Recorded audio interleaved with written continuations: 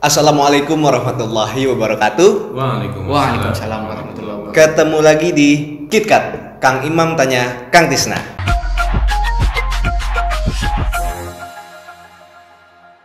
Nah teman-teman, ada yang spesial hari ini. Kita kedatangan satu bintang tamu nih. Namanya Kang Iksan. Gimana kabarnya Kang Iksan? Alhamdulillah. Alhamdulillah. Kang Tisna gimana kabarnya Kang? Alhamdulillah. Nah jadi berdua sehat ya. Alhamdulillah sehat. Tanggal muda saat lagi seger ini. Ini lagi seger. Kalau saya udah nggak kenal tanggal tua tanggal muda. Muda terus dong. Iya, kadang tanggal merah juga saya nggak lupa dah. Sama saya juga tanggal merah itu udah lupa Kang. Iya. Banyakan libur. Kang, nih kita ada pertanyaan Kang. Pertanyaan dari Kang Ihsan. Itu jadi bajunya kayak gitu. Iya. Oh, jadi ya? apa nih Kang yang mau ditanyakan ke Kang Tisna?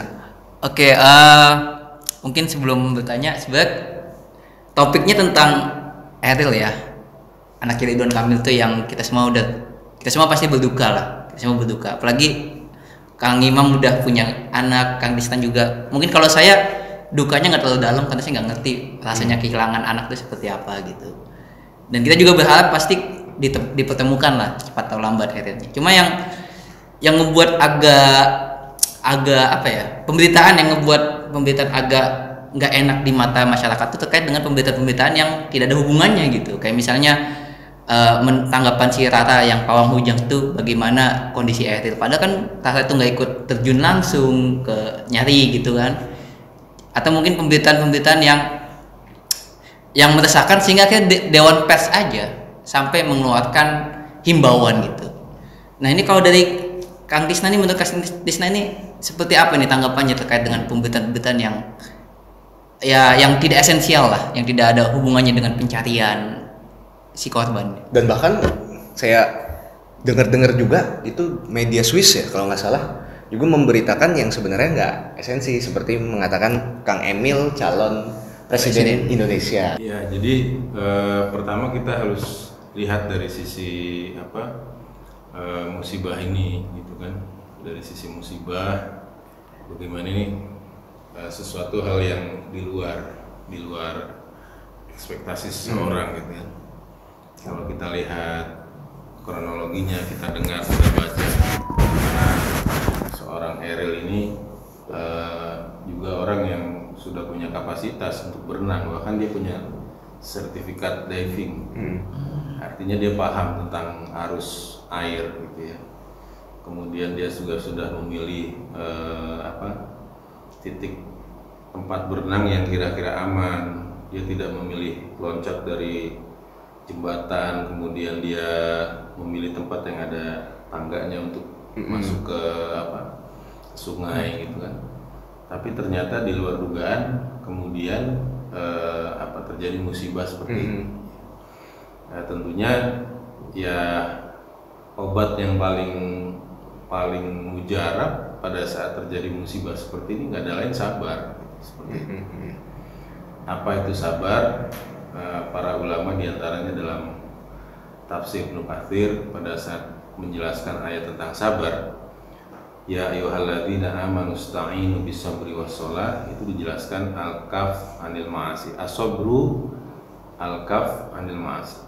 Jadi sabar itu menahan diri dari maksiat. Jadi orang kalau lagi dalam keadaan susah, itu kadang dia akan mikir gimana cara praktis untuk menyelesaikan masalahnya. Itu kan dijelaskan bahwa Umar bin Khattab mengatakan sabar itu ada dua, as-sabru sobroni.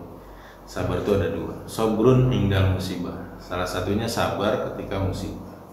Nah, inilah yang sekarang sedang dijalani oleh seorang Kang Emil, Gubernur Jawa Barat. Nah, inilah yang harusnya kemudian pemberitaan ini harusnya lebih mengarah ke situ. Bagaimana simpatinya, bagaimana misalkan mengambil hikmah dari pelajaran ini gitu kan. Bagaimana kita sabar kalau menghadapi musibah. Bahkan kan dari keluarga Kang Emil sendiri justru yang mengangkat, kemudian sudah mencoba bertanya kepada para ulama bagaimana yang harus kami lakukan sesuai syariat Islam, ya kan? Kalau misalkan nih ternyata sudah begitu lamanya nggak ketemu gitu kan?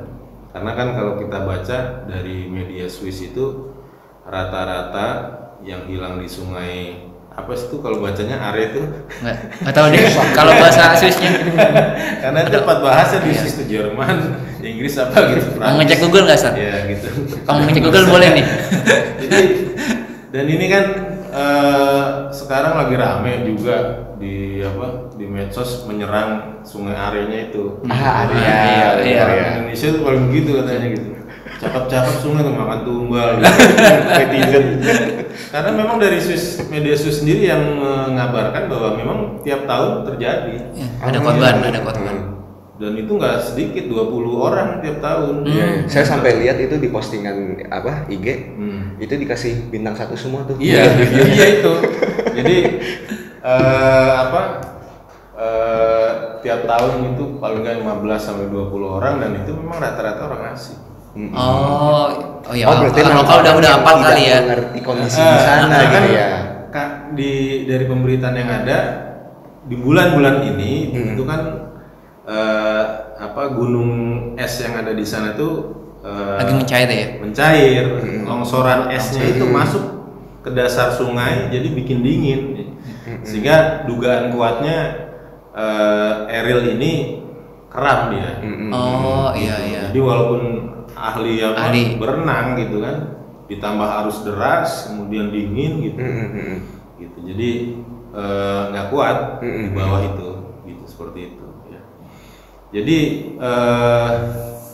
pada saat dan kemudian di Swiss itu menyatakan tadi karena ini sudah berulang kejadian ini, itu rata-rata 3 minggu baru ketemu. Gitu. Oh, itu 3 minggu baru ketemu.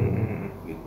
Ditambahkan tadi karena ada longsoran salju itu, dasar sungai Are yang kelihatan bening itu sebenarnya lumpur dia, lumpur longsoran itu. Gitu. Nah itu kan yang kemudian menyulitkan pencarian karena bisa jadi ketimbun gitu, seperti itu. Ya. Sehingga kemudian tadi kalau begitu lamanya, jadi antara ketemu tidak ketemu gitu kan. Lalu bagaimana misalkan sepahit-pahitnya tidak ketemu, itu dari keluarga Kang Emil sudah justru berkonsultasi ke para ulama gitu kan, di Jawa Barat khususnya gitu kan, ketua MUI dan sebagainya. Bagaimana kalau ada kasus seperti ini, gimana? Apakah tetap ada nisannya, kuburannya gitu kan? Nah gitu loh maksudnya tuh, karena kan jenazahnya nggak ada, maksudnya gitu ya. Nah gitu. Artinya harusnya berita-berita itu kan harusnya melingkupi itu, gitu, betul. Supaya banyak edukasi yang yang kita dapatkan gitu, ya. Ya ini kan anak udah dewasa, banyak mau nyari kuliah S2. Ya mungkin bagi kita yang anaknya masih kecil-kecil loh, berarti anaknya harus bener-bener bener-bener dijaga segala macam ya. Saya ingat dulu ada seorang artis juga, Farhan itu juga pada saat anaknya meninggal, ya dia katakan kehilangan anak itu ya seperti kehilangan harapan. Jadi dari kecil kita lihat dia bayinya dari lahir kita sayang, kita punya harapannya jaga, dan begini tiba-tiba putus. Saya nggak ngerti perasaan itu. Iya. Menurut saya kosong hati. Saya nggak ngerti perasaan itu. lagi tag begini gitu kan, tiba-tiba mati lampu. Iya, gelap tiba-tiba. Iya benar. Gitu. Jadi ya waktu itu Farhan juga udah besar kan ya, dia bilang kehilangan anaknya, kehilangan harapan betul. Gimana ya suasana hati itu luar biasa. Sehingga saya lihat pemberitaan ini meskipun mungkin ya dalam pandangan tiap orang mungkin dia wajar, tiap orang punya kepentingan, tapi perlu diperhatikan etika, perlu diperhatikan adab ya, bahasa Islamnya akhlak. Bagaimana ada orang kena musibah ya, dimana Islam juga melarang bertanya pada peramal gitu ya, melarang, bisa copot imannya gitu, nanya pada peramal. Apalagi si paranormal ini kita udah pernah bahas. Sebenarnya orang gagal. Ya, waktu Mandalika itu kan gagal sebenarnya. Hanya masalah sudut pandang aja kemudian membuat seolah dia berhasil. Faktanya kan gagal. Karena hujan deras. Dan yang sekarang juga gitu, ramalannya tuh gagal. Ya kan? Jadi baru 1 hari 2 hari udah bilang meninggal gitu kan, sudah berkomunikasi dengan arwahnya. 8 jam dari sekarang dia ditemukan. Tapi kan sampai sekarang. Berarti kan ramalannya gagal. Gitu. Jadi sangat tidak etis gitu. Harusnya kan memperhatikan rasa berduka, ikut berbelasungkawa atau ikut merasa memberikan support terhadap orang yang sedang dapat musibah gitu kan, seperti itu. Memberikan harapan supaya mudah-mudahan bisa ketemu dalam keadaan selamat gitu kan, karena baru sehari 2 hari gitu kan, seperti itu.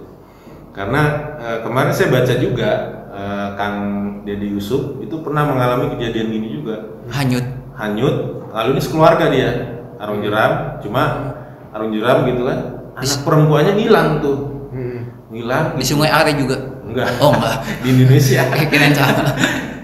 Ya kebayang lah gitu, saya juga anak perempuan gitu kan, 1 jam 2 jam gitu hilang tuh anak, dicari-cari nyusurin sungai gitu. Saya jadi kangen anak saya gitu.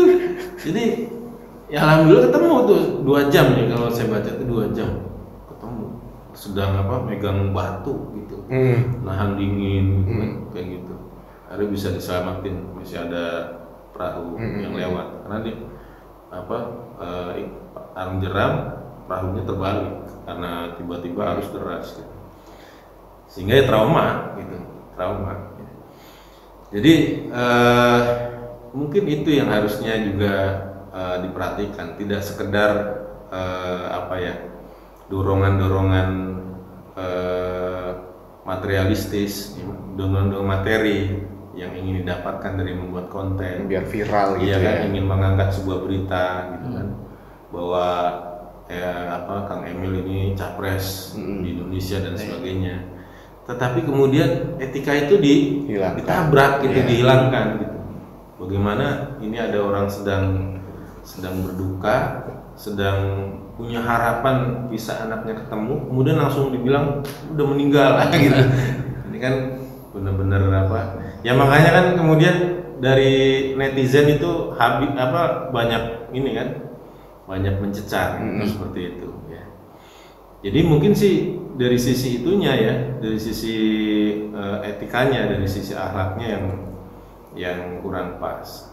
Dan harusnya sekali lagi kalau kita lihat pemberitaan sejauh ini dari keluarga Kang Emil juga, dan posisi seperti ini posisi orang banyak dekat dengan Sang Pencipta, dengan Al-Khaliq. Harusnya memang nuansa Islamnya yang harusnya sekali lagi diangkat. Nuansa Islamnya. Bagaimana kemudian ini peristiwa ini tidak hanya menjadi pelajaran buat keluarga Kang Emil, jadi pelajaran buat kita semua, pelajaran bersabar, pelajaran bagaimana menghadapi situasi seperti ini dan sebagainya. Itu saya rasa yang harusnya diangkat seperti itu. Nah Kang, yang jadi problem itu kan hampir semua media itu seperti itu, clickbait agar rating mereka naik. Artinya kita kan tidak mungkin mengharapkan dengan himbauan ini mereka tiba-tiba langsung berubah gitu kan. Apalagi himbauan gitu, bukan instruksi. Maka kita yang harus pintar-pintar nih, akhirnya harus pintar-pintar memilih konten-konten yang kita baca, yang kita tonton. Ada nggak sih Kang cara-cara supaya kita memilih konten, kita memilih berita yang itu bisa positif, bisa menambah ilmu sakofa Islam kita, itu seperti apa Kang? Karena banyak banget media-media itu mengaburkan. Kalau saya melihat sudut pandangnya gini,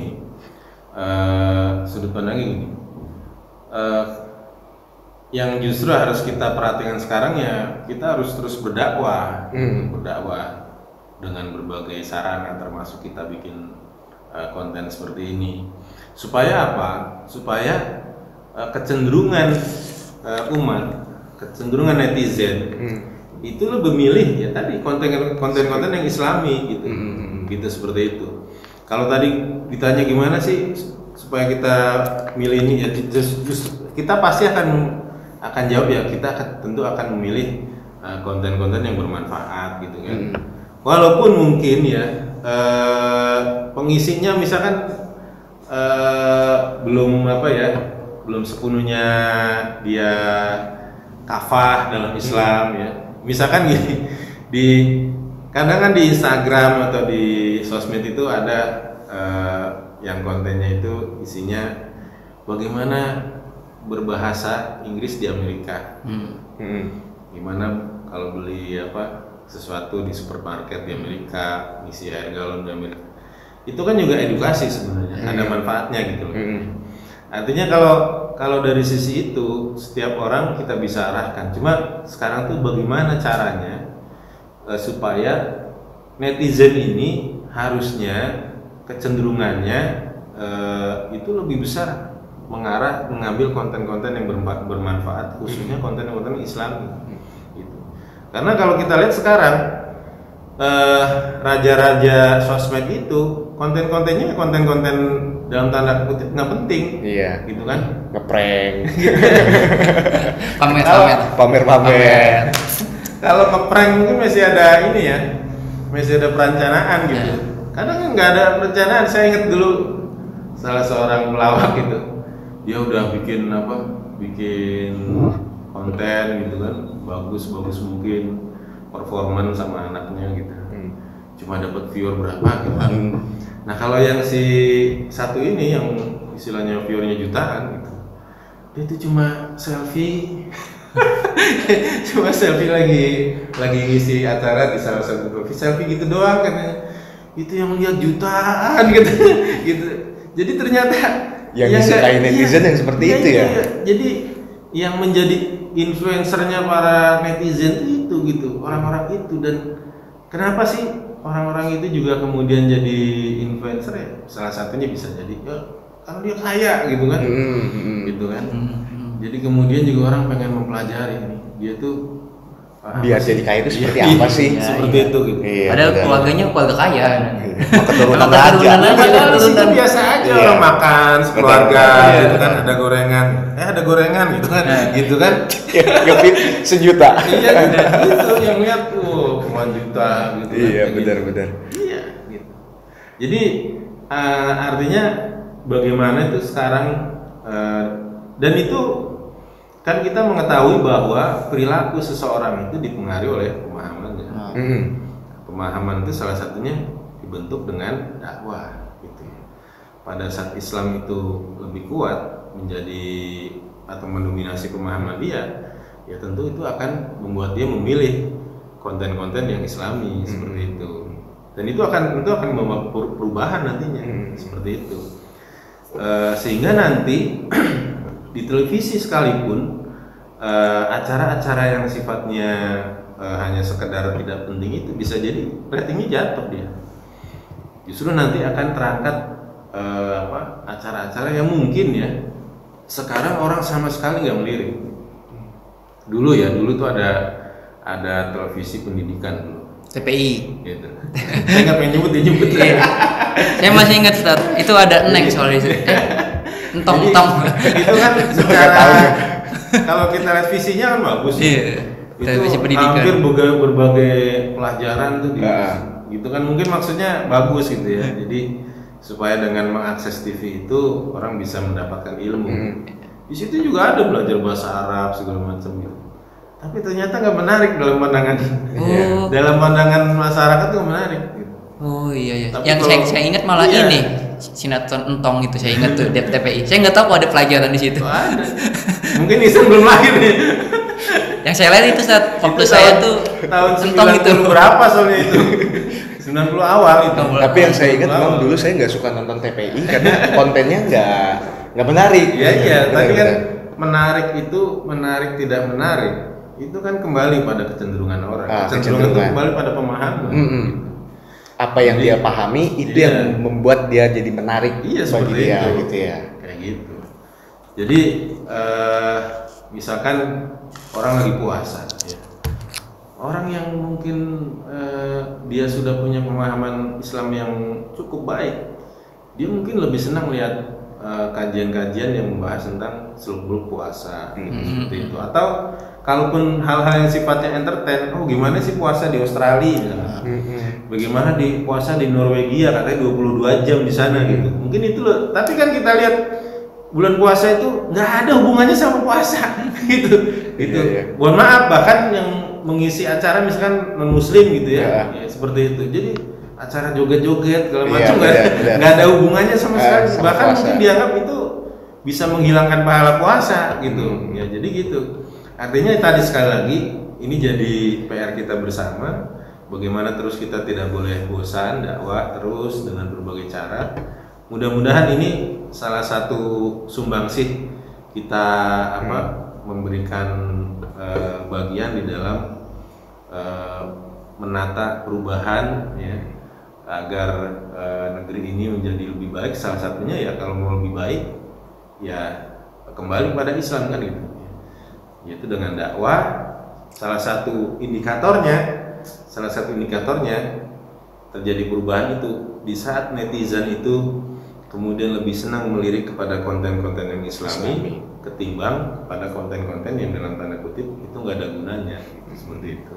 Ya, itu PR kita bersama. Jadi buat teman-teman yang saat ini menonton video ini ya, kalian bisa terus menambah sakofah Islam kalian. Jelasin sakofah apa dong? Itu bukan bahasa umum itu. Kayaknya Kang Ihsan yang harus menjelaskan. Itu bukan bahasa umum. Itu apa itu Kang? Wawasan. Dan tadi sedikit saya tambahin, melakukan hal-hal yang tidak penting, nggak ada gunanya itu satu hal yang kita harus hindari. Dan kita berdoa itu waktu bulan Ramadan kemarin tuh ya. Kalau yang mungkin di masjid ya, habis sholat taraweh itu baca doa kamilin gitu ya.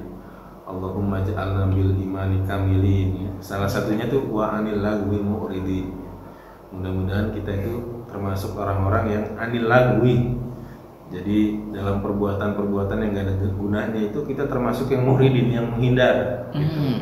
Oh sampai segitunya detailnya itu Ustaz ya? Doanya itu. Dan di Al-Quran juga gitu kan. Qad aflahal mu'minun alladzina hum fi sholatihim khashi'un walladzina hum anil lagwi mu'ridun. Jadi sungguh beruntung orang yang beriman. Siapa itu? Orang yang khusyuk dalam sholatnya, orang yang menghindar dari perbuatan-perbuatan yang nggak penting. Itu surat Al-Mu'minun ayat 1 ya, Ustaz? Al-Mu'minun. Saya baru tahu nih Kang. Saya tuh kadang suka kalau nggak ngapa-ngapain suka bengong gitu. Bengong. Ya bingung mau ngapain. Justru kita harus pergi dari hal itu ya. Dan daripada bengong lebih baik mikir cicilan tuh gimana Kang?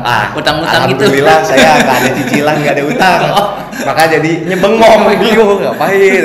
Ternyata itu gak boleh juga Kang kayak bengong tuh ya. Iya, kita harus karena kalau ibarat waktu itu modal kita ya, modal hidup di dunia itu waktu ya, dan dengan kita punya waktu itu kita bisa beramal soleh ya. Kan sayang waktu itu dihabiskan dengan aktivitas yang nggak ada pahalanya. Benar. Seperti itu. Rugi kita. Benar. Karena umur kita cuma segitu gitu ya. Seperti itu. Jangan dipakai buat bengong ya teman-teman ya. Jangan ikutin karena Anda kan masih ada cicilan kan. Ini udah nggak ada cicilan sih enak jadi. Kalau bengong itu kan mungkin sifat natural dari seorang manusia. Iya. Mohon maaf nih, jadi panjang ya. Karena ada orang melakukan hal-hal nggak penting itu seriusnya luar biasa. Iya. Seriusnya luar biasa, melakukan persiapan, bahkan ada panitianya, bahkan sampai dilombain sampai tingkat nasional itu. Bener banyak hal-hal yang nggak penting itu kemudian dilakukan gitu. Coba lihat di sosmed itu banyak itu. Duh saya mau nyebut tapi takut ya saya nih. Atau itu sampai kejuaraan Indonesia menang nih juara 1 Kan. Mungkin ini standar pentingnya beda kali standar penting mereka dengan kita. Tapi mungkin bahasan berikutnya kayak bisa ngomongin tentang standar penting tuh ya, apa mungkin sih? Jangan yang dianggap itu prestasi lah gitu ya. Kalau di sosmed nih ekstrim tuh. Kadang ada lomba suara kentut paling kenceng. Seriusan ada itu? Bahkan ada yang ini ada, coba cari lomba suara kentut paling bau, ada tuh. Gitu. Bayangin orang melakukan hal nggak sepenting itu, gitu. Sampai ada panitianya, ada kameramennya, nggak main-main loh, gitu. Itu sampai desibelnya berapa gitu kan, gitu. Dihitung juga. Iya, jadi artinya banyak kita lihat di tengah-tengah masyarakat orang tuh melakukan hal-hal yang nggak penting, yang dalam tanda kutip dalam pandangan Islam nggak ada gunanya, itu segitu seriusnya, gitu, seperti itu. Nah itu harusnya dihindari supaya kemudian seorang muslim punya prioritas. Nah gitu juga nanti pas netizen tuh mengakses sosial media, dia harusnya mengakses hal-hal yang itu memberikan manfaat kepada dirinya, gitu kan? Tidak kemudian menambah hal-hal yang sebenarnya itu tidak penting, tidak ada gunanya, gitu. Nggak akan nambah ilmu, nggak nambah duit juga. Tapi kalau nonton ini penting ya teman-teman ya, kita menambah wawasan Islam kita. Ya, sekian dari kami KitKat. Jangan lupa like video ini, sharing ke teman-teman yang lain supaya teman-teman juga mendapatkan wawasan Islami yang fun. Kemudian juga jangan lupa untuk komen bagaimana pendapat kamu tentang video ini. Sampai ketemu lagi di KitKat berikutnya. Assalamualaikum warahmatullahi wabarakatuh. Waalaikumsalam warahmatullahi wabarakatuh. Bye.